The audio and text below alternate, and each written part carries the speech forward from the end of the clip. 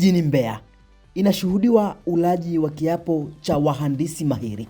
Kwamba nitatoa taarifa dhidi ya nia ovu na wakili msomi kutoka bodi ya usajili wa wahandisi ERB Agricora Magera akaeleza yale ambayo yanapaswa kuzingatiwa na wahandisi. Sasa naenda kuapa mbele ya Mheshimiwa Rais na akiwakilishwa pia na viongozi ambao wamewateua wanaomwakilisha katika mkoa huu. Angalia kwenye Code of Conduct inatoa maelekezo kwamba ukawe mwadilifu wakati wa kutekeleza majukumu yako.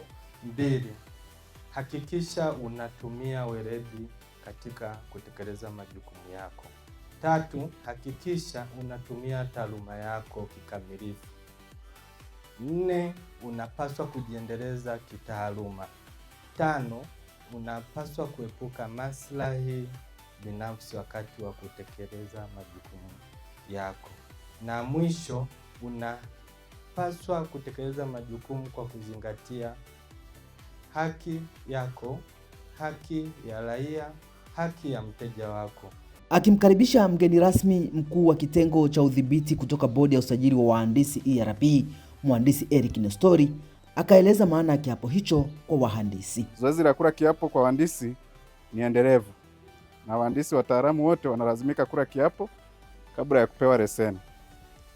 Leo mbele yako kuna wahandisi wataalamu professional engineers zaidi ya 50 ambao tunategemea watakula kiapo cha utii kwa maadili na taaluma ya uhandisi. Kiapo kitaashiria kuwa mhandisi ataitumikia taaluma kama mtaalamu na atakuwa mwaminifu na atazingatia maadili, weledi na matakwa yote ya taaluma ya uhandisi wakati wote. Kiapo kitamtambulisha mhandisi jukumu lake la kitaaluma, la kitaalamu na umuhimu wa kuzingatia taaluma wakati wote. Kiapo kitaufanya umma ujenge imani kwa mhandisi mhusika. Kiapo kitatumika dhidi ya mhandisi atakapovunja miiko ya taaluma katika utendaji kazi wake. Akimwakilisha mkuu wa mkoa wa Mbeya Beno Malisa, mkuu wa wilaya ya Rungwe Jafari Haniu amesema anatambua umuhimu wa wahandisi katika kuleta maendeleo ya taifa, huku akiwataka wahandisi kuhuisha leseni zao kwa mujibu wa sheria. Shughuli za kihandisi zinaonekana katika kila sekta za kiuchumi na wala hazifichiki. Serikali ya awamu ya 6 chini ya uongozi wa Mheshimiwa Dr. Samia Suluhu Hassan, Rais wa Jamhuri ya Muungano wa Tanzania, imedhamiria kuongeza idadi ya wahandisi wahitimu na wataalamu hapa nchini. Nia hii ya serikali inajionyesha kupitia mpango wa serikali wa dira ya miaka 50 ijayo, ambao umeonyesha kuwepo kwa ukuaji wa uchumi kupitia sekta mbalimbali. Utekelezaji wa dira hii unahitaji nguvu kazi za wahandisi wa kutosha nchini. Naomba mjipigie makofi na tupigie makofi serikali yetu. Tumealikwa siku ya leo kushuhudia wahandisi mkila kiapo cha utii kwa taaluma yenu. Hivyo nachukua fursa hii kusema machache kwa manufaa ya taaluma na mustakabali wa nchi yetu.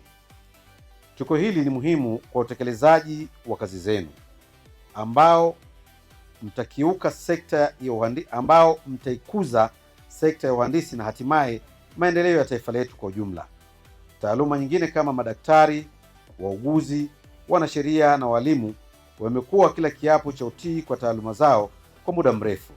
Utaratibu huu ni muhimu sana kwa sababu taaluma ya uhandisi ni nyeti sana kwa uchumi wa nchi yetu, lakini pia usalama wa mazingira na maisha yetu na mali kwa ujumla. Wahandisi wote, wataalamu na washauri mnatakiwa kuwa na leseni za uhandisi. Na hapa nimeshuhudia nimeanza kugawa leseni hizo kwa baadhi yenu.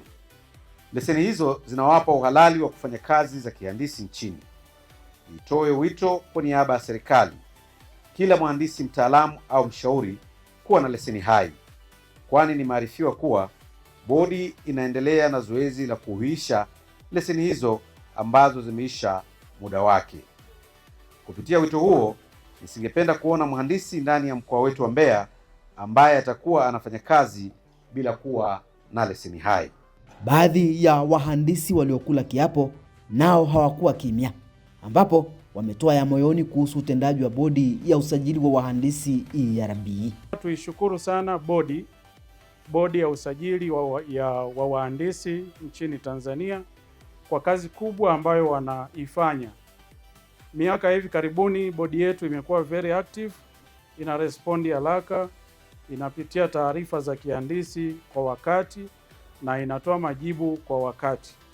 Katika hili, kwa niaba ya wahandisi wenzangu, basi tunaipa pongezi sana Bodi ya Usajili wa Wahandisi. Pokeeni maua yenu. Wote tuliokula viapo, kwa upande wa wanawake tunasema asante kwa kiapo hichi mlichokifanya kwa ajili yetu, na mzidi kutushika mikono na kutubeba pale tutakapokuwa na changamoto zozote. Kama bodi mtusaidie, maana tunakuwa tuna changamoto mbalimbali za kihandisi. Kwa hiyo ushirikiano tunaomba uwe mkubwa kwetu. Zaidi ya wahandisi 54 wamekula kiapo cha umahiri, ambapo pia lilikuwa hitimisho la ziara na kambi maalum ya ERB kwa mikoa ya Nyanda za Juu Kusini ya kusogeza huduma kwa wahandisi. Kituo kinachofuata sasa ni Arusha na mikoa ya Kanda ya Kaskazini. Mimi ni James Lerombo na hii ni Mhandisi TV.